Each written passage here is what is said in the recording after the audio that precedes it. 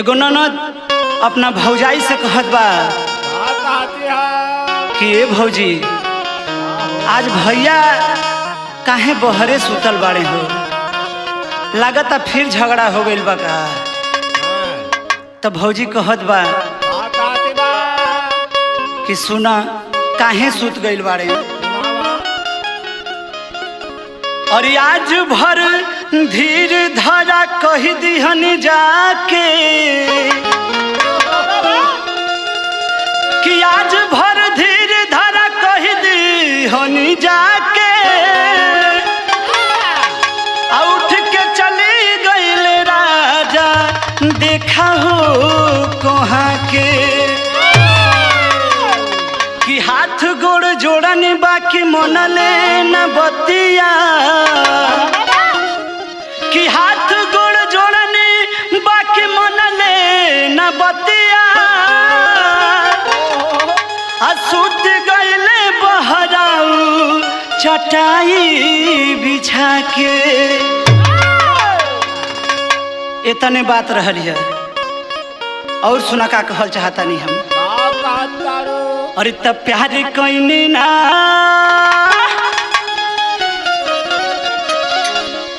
अरे प्यार कइनी ना बलम मोरा रूस गइल बा, प्यार कइनी ना बलम मोरा रूस गइल बा,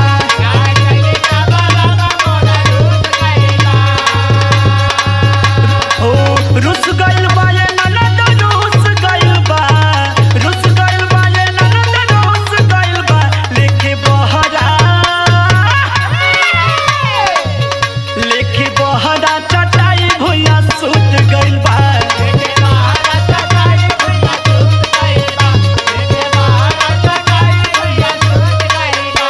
और कहता रे सुना कही दिहनी थकल बानी दिन भर से हम हो, आज भरे राजा तू कैदा रहम हो,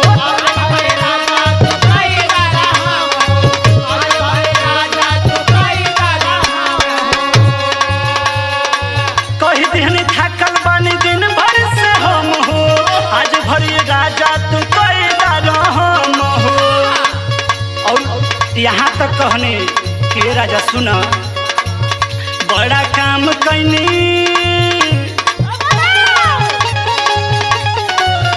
बड़ा काम कैनी कमर लागे टूट गइल बा,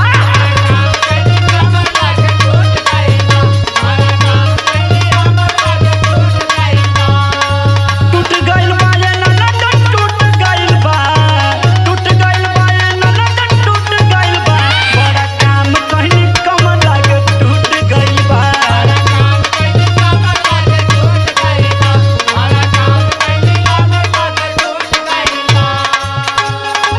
आवा भैया आवा हिला के जाहो जाहो,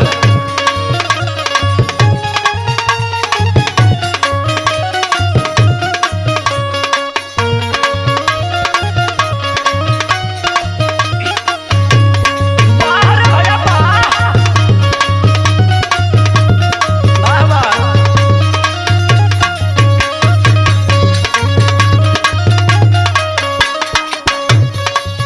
और कहता रे कि ये नंद सुना आज भर सबर करा धारा न धीर हो, काल्हे तक ठीक हो जाई राजा पीर हो,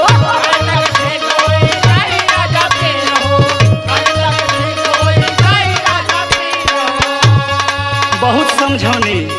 लेकिन तब वो चटाई लेके बहरे चल गई। कैसे आज भर सबर करा धारा न धीर हो, काल्हे तक ठीक हो जाए राजा पीर हो। और का कहने आई है बात सुन,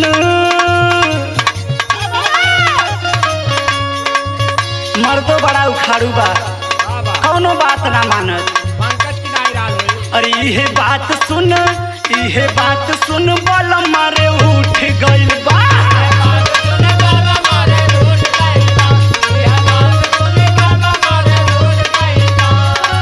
उठ गइल बा ये ननद उठ गइल बा, उठ गइल बा हो मारे उठ गइल बा, इहे बात सुन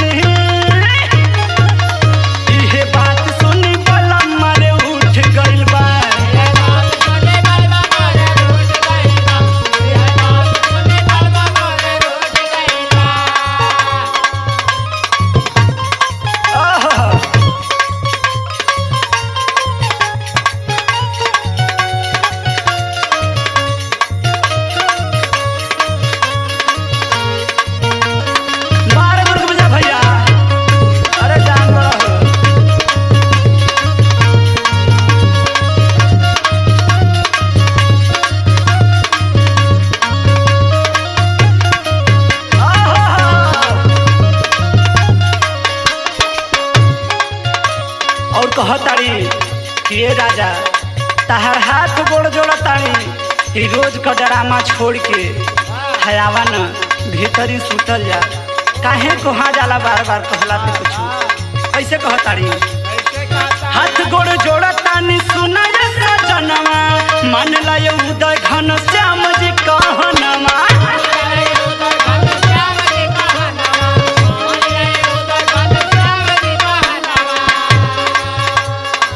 हाथ गोड़ जोड़तानी सुना रे सजनवा मान लाय उदय घन श्याम जी कहनवा और का कहताड़ी उनकर गुस्सा देखी जब गुस्सिया जाले तो केहू का ना सुनेले का कहताड़ी उनकर गुस्सा देखी पसीना छूट गइल बा।